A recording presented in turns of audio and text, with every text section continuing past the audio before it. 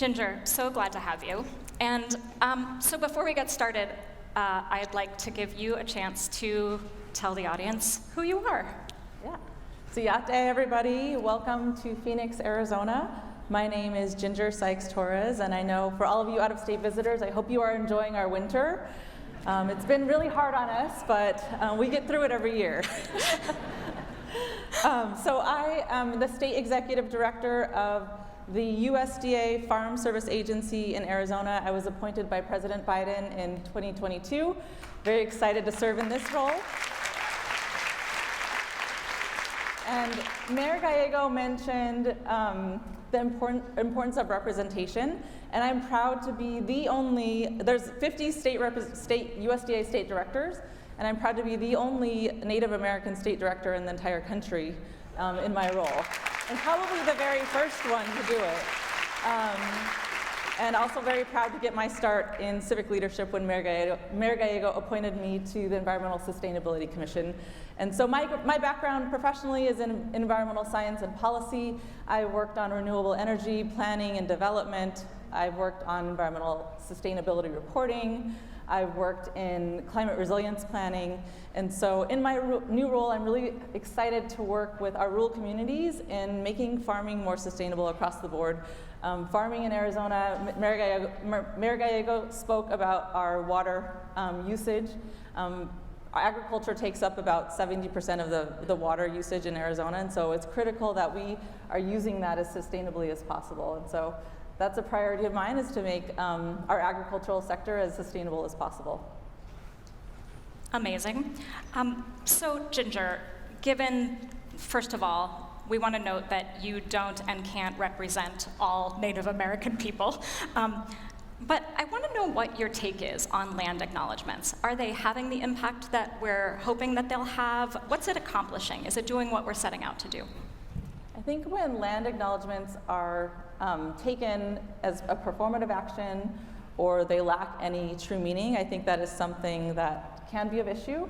But I also think we can do these land acknowledgements in a way that they are a step in the right direction of increasing awareness and increasing kind of the involvement of communities in the issues and causes that are affecting Native peoples and indigenous peoples across the United States. We can do that by thinking through some of the major ways that our company, our own lives kind of directly relate to Native communities in the area. How can you assist the indigenous peoples in your lands? Is there kind of some fund that you can contribute to that would make it more sustainable? In this environment, it could be thinking through kind of how are our companies engaging with indigenous peoples in your own local area?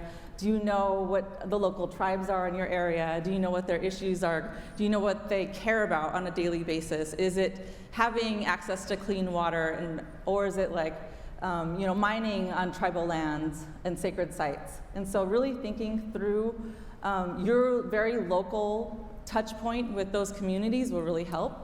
And I think it will make it a lot more meaningful. And so I can give an example of how I would do a land acknowledgement. I mean, yours was fabulous, by the way, but how I would tie it back to what I do professionally. And so I would say, today Arizona is home to 22 federally recognized tribes, with Phoenix being home to the ancestors of the 4 southern tribes of Arizona, which is a coalition comprised of the Gila River Indian community, the Salt River Pima Maricopa Indian community, the Ah-Chin Indian community, and the Navajo Nation.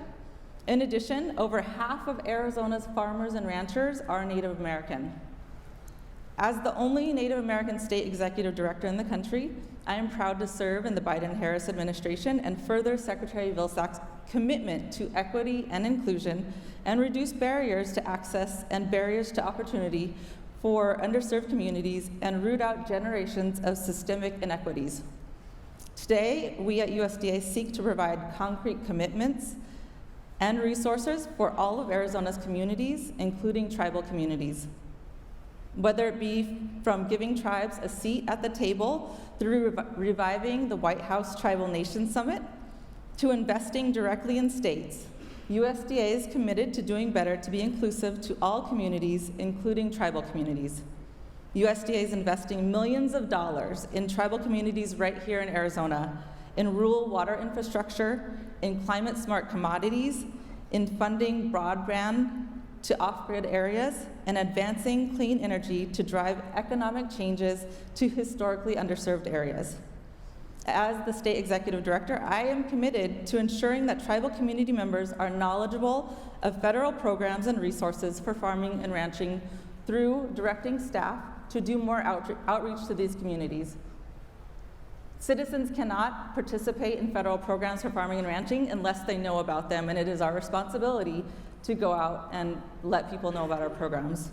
So those are things that I can do personally to take action to empower tribal communities. And so I really want to push you all to think about what you can do within your boundary of responsibility to really push beyond the boundary and go beyond to reach out to tribal communities. Well, let's get concrete about that. So what are some examples that you've seen that might actually be successful in terms of doing that concrete outreach and not sort of just being performative about inviting people to the table? Yeah, so it could be, it will take work for one thing, so be committed to it taking work. I served on the board of directors of the Heard Museum, and it took us about 2 years engaging directly with members of the local tribal communities to develop the land acknowledgement so everyone is happy with it. So it will take work. But you could also think about your board of directors, for example. Corporate boards and directors need to be more diverse. It adds, a lot of value to companies. It could also be your staff members. Do you have diversity? You have native representation on your staffs? Do you have them on your advisory committees? Those are all critical areas to bring natives to the table. In addition, you could think about partnering directly with tribes. Dylan and I spoke earlier about a really good example between Paula Ralph Lauren and Naomi Glasses, who is a very beautiful rug weaver in Navajo culture. And so they came out with like this partnership, and the clothes are stunning, and they are very true to that artistic representation tribe. It's not just some generic kind of design they threw up and called it like a Navajo weaving. It truly is a weaving designed by a Navajo person. And so that is so critical to get Native people directly involved in anything you're doing that involves that type of activity. In addition, some of the other things we came up with is building trust, getting to know the tribal communities near you. For example, the Navajo Nation is a food desert. There are only 13 grocery stores across an area the size of West Virginia. And so to me, one of the critical issues on the Navajo Nation is to get food access there. And so it is something I can meet with farmers and ranchers in my role on a daily basis to address that issue and prioritize that issue within my work. And so I challenge you all to think about how you can prioritize something within your work to make a positive impact for America's indigenous communities.